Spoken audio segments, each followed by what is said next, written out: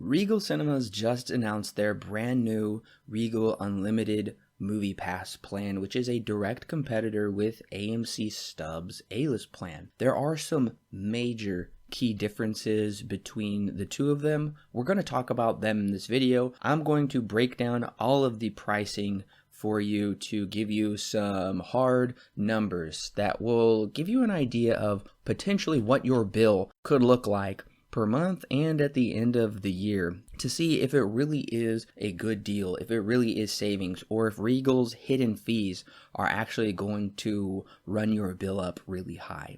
I'm also not just comparing Regal and AMC. I am going to take a quick look at Redbox here to see if renting movies from home, where anybody can watch it with you at home for the insanely low price of $1.75, would be a much better savings than going to the movies with either unlimited plan.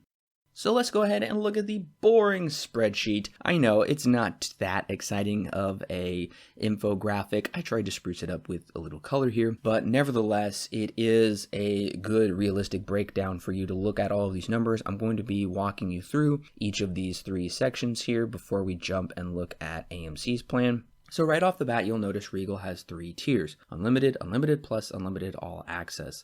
These three tiers do not offer you any extra perks. They just offer you the ability to go to more Regal theaters. Regal has divided the country into three tiers. I'm assuming based on population density. If the population is more dense in a larger city, then more people are going to go to the movies, which means more money will be spent. So to make up for that more money being spent, they're going to charge you more money. Now, if you live in a smaller city, then you will need to I would pay for just the cheapest plan possible, but if you do go to a lot of movies across the country, then you can choose a higher plan.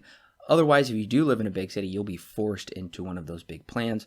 Also, let's say you're a Regal Unlimited member and you live in a small town and you go to LA, then when you do get to the theater, you'll have to pay a restricted surcharge fee of probably $3. Some low-end prices could be $1.50 according to their very lengthy and confusing frequently asked questions section. Is pretty big there. I also included a 7.5% sales tax just to give you more of a feasible idea of what these numbers would be on a yearly basis. Now, depending on your state, city, and county, this will be different for you. I will include in the description below this spreadsheet so that you can open it up and input your own numbers and play with it and see what it would look like more so in your area. All of these numbers based below are based off the Regal Unlimited plan, not any of the other two tiers as well. But like I said, feel free to download that spreadsheet.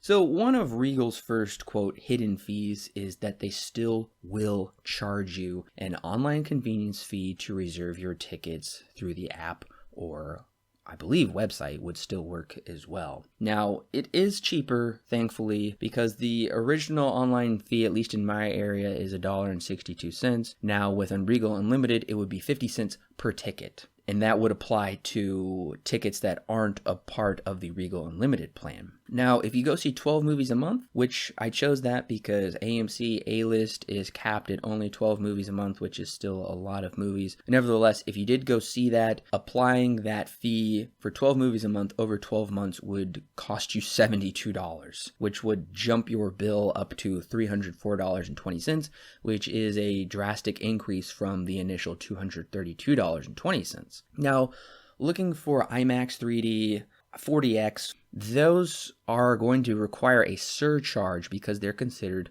premium formats.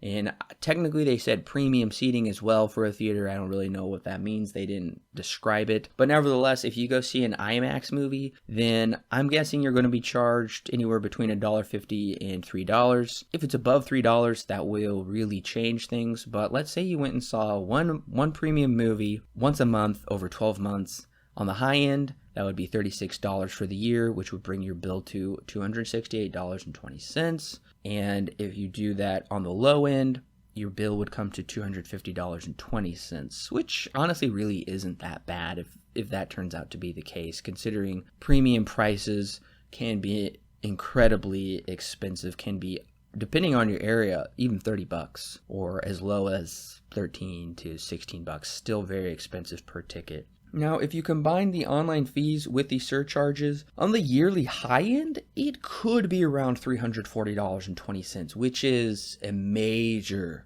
price increase. That is a major jump by over $100 you would be spending just for those two combined. Now, on the low end, it would be $274.20, still a significant jump, not as much, but you'll still be paying more than your initial bill. I don't necessarily blame Regal for some of these, because with Regal's plan, you can see as many movies as you want, as many days as you want. You could just go to a movie today and keep seeing movies one after the other, which truly makes it unlimited.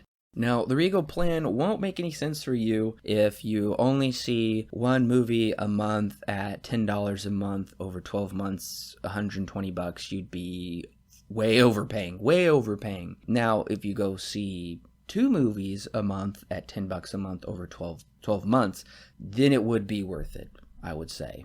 All right, let's look at AMC A-List plan, which is incredibly straightforward. For most areas, it's $20 a month.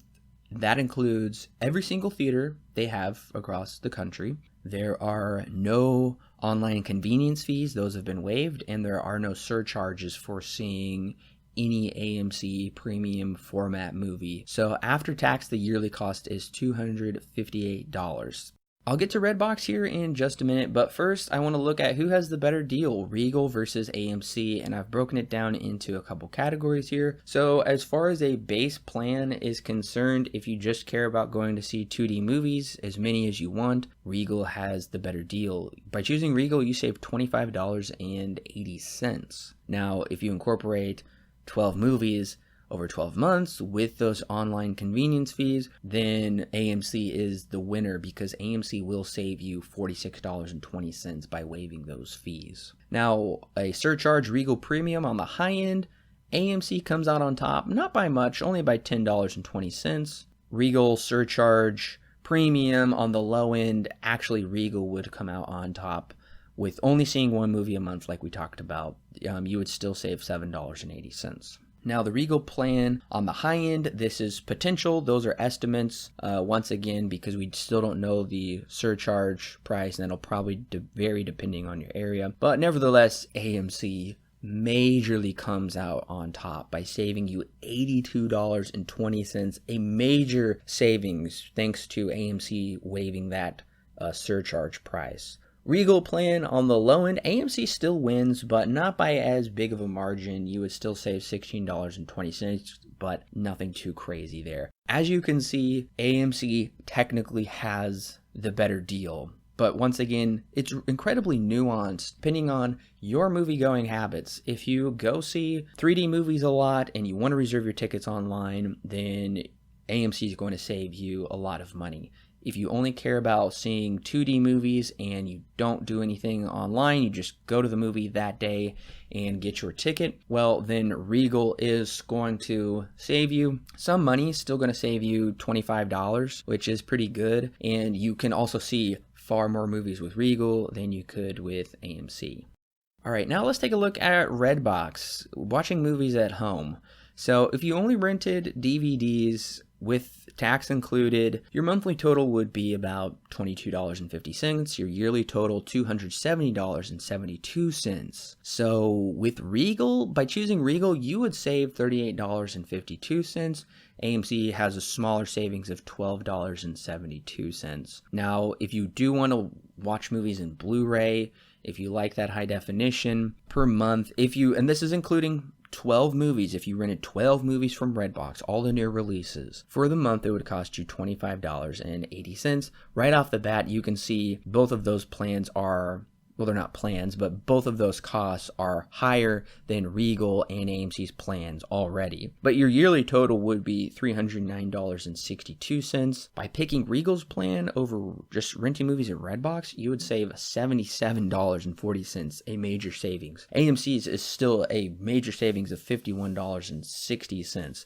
So it makes more sense to go see those movies first run at the theater with either a Regal or AMC plan than it is to wait and rent those at home.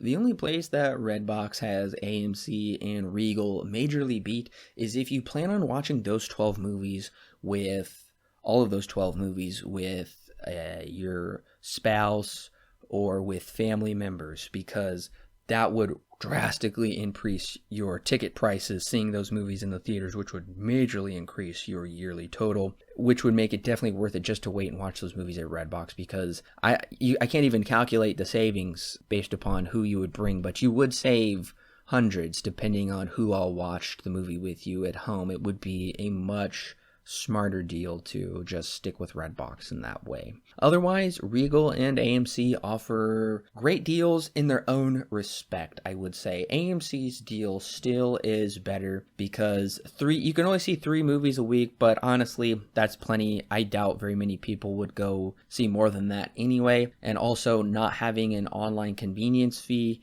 and not being upcharged for seeing a Dolby Cinema movie or a 3D movie, that's just incredible deal right there. Whereas it is kind of annoying, and I was disappointed to see Regal is still going to give you an online convenience fee. Maybe they'll change that in the future. I'm still waiting for a Regal plan that would allow for 2 people, or an AMC plan that would allow for 2 or more people. I'd love to see a family plan for each of them that would, of course, not be unlimited, obviously, but would bring the number of movies you watch per month down. So that way you could bring more people and see movies with more people. Because honestly, how many people go see movies by themselves?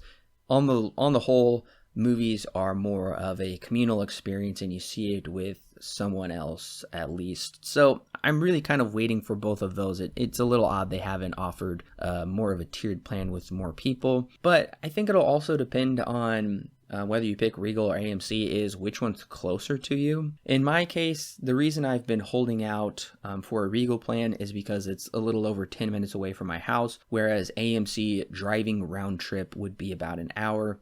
There's no way I'm going to spend 3 hours of driving and gas money per month on that. And once again, if you are looking for an even closer and more in-depth breakdown, in the description below, I've included a link to my article where I talk about the perks for each, because they do offer very different perks, and even the perks of Redbox have some great perks as well. They do offer perks with these plans. I'll talk about which one's better. I'll even go more in depth on which plan is best for you. I'll even talk about if there's a catch to each of these plans, and there is. So go ahead and check out the article over on the Silver Screen Guide website. It's in the link in the description below. But if you enjoyed this video, if you found it useful, mostly, if you found this video very useful, then please go ahead and give it a thumbs up. I'm also curious, which plan are you going to choose? Are you going to stick with AMC, or does Regal's plan just make you even want to go sign up for AMC even more now that I've exposed, not necessarily exposed, but I've really kind of brought to light some of these fees and surcharges? I'm really curious to know if you're excited about Regal's plan, kind of disappointed, or if you're going to stick with AMC or Redbox. Please let me know in the comments below. And also, just to draw attention to the podcast, we do a weekly podcast. It comes out every Monday. Currently, we are reviewing all of the Star Trek films. So those links are in the description below. Go ahead and jump on over to the podcast. Subscribe to that. It's really fun. We have a lot of fun every Monday. So we want to thank everybody for listening to our podcasts. It's a blast. And make sure to share it with your friends and family. We love talking about movies, and we love talking about them with you. And we will see you next week with our next Star Trek review.